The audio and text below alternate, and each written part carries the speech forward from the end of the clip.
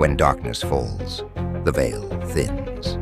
The spirits rise, their voices carried on the wind.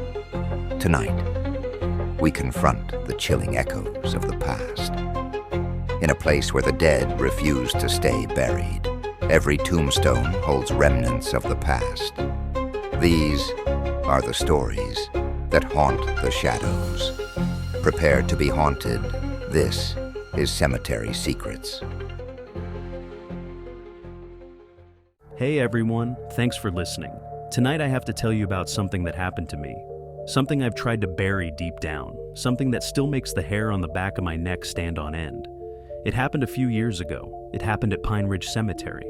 Pine Ridge, it's not your typical graveyard. It's old, really old. Some of the stones are so weathered, the inscriptions are completely gone. They're just markers, silent witnesses to lives lived and forgotten. But it's not just the age. There's a feeling there, a heavy, oppressive feeling, like you're being watched, like the very air is thick with secrets. It was late autumn, the kind of night where the wind howls like a banshee and the bare branches of the trees scratch against the headstones like skeletal fingers. I was driving home late, taking the back road that winds past the cemetery. I know, bad idea, right? But I'd always been drawn to the place. A morbid curiosity maybe, or maybe something more. As I drove past, I noticed the gates were open. That was unusual. They're always locked at night, but tonight, they were wide open, beckoning. I told myself I should just keep driving, that it was probably just the wind or some kids messing around, but I couldn't resist. I pulled the car over, parked on the side of the road, and walked back to the gates. The cemetery was eerily silent. Even the wind seemed to have died down. The only sound was the crunch of my shoes on the gravel path. The moon was hidden behind a thick layer of clouds, casting long, distorted shadows that danced and shifted in the darkness. It was like the cemetery itself was alive, breathing.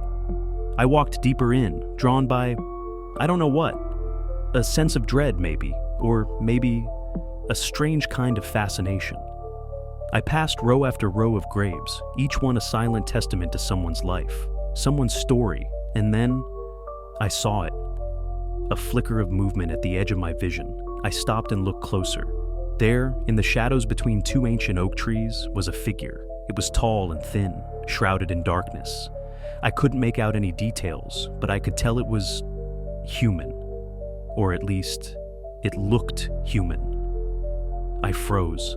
My heart started pounding in my chest. I wanted to run, to get out of there as fast as I could, but I was paralyzed with fear. The figure started to move. It glided silently across the grass, like it was floating. As it got closer, I could see things. Disturbing things. Its face. It was gaunt, skeletal. The skin was stretched taut over its bones, and its eyes. Its eyes were hollow, black pits that seemed to suck the light from the world. Its mouth was open in a silent scream, revealing rows of sharp yellow teeth, and its hands. They were long and bony, like claws. I finally found my voice, a strangled gasp that echoed through the silent cemetery. The figure stopped. It turned its head slowly and looked at me, or through me. Its eyes. They were like ice. They pierced me to the core. Then, it spoke, or rather, it whispered. A voice that was like nails on a chalkboard, a voice that chilled me to the bone. It said, my name. It whispered my name, and it knew things. Things no one else could possibly know. It told me about my past, secrets I thought I'd buried forever, things I'd never told anyone. It knew about my fears, my regrets, my darkest thoughts. It was like it was inside my head, reading my soul. I stumbled backwards, tripping over a grave marker. I fell to the ground, scrambling to my feet. The figure was still there, standing in the shadows, its eyes fixed on me. It raised its hand and pointed a long, bony finger at me.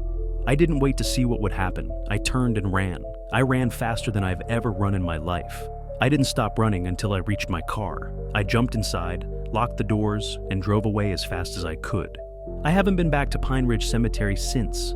I don't know what I saw that night. Was it a ghost? A demon? My imagination running wild?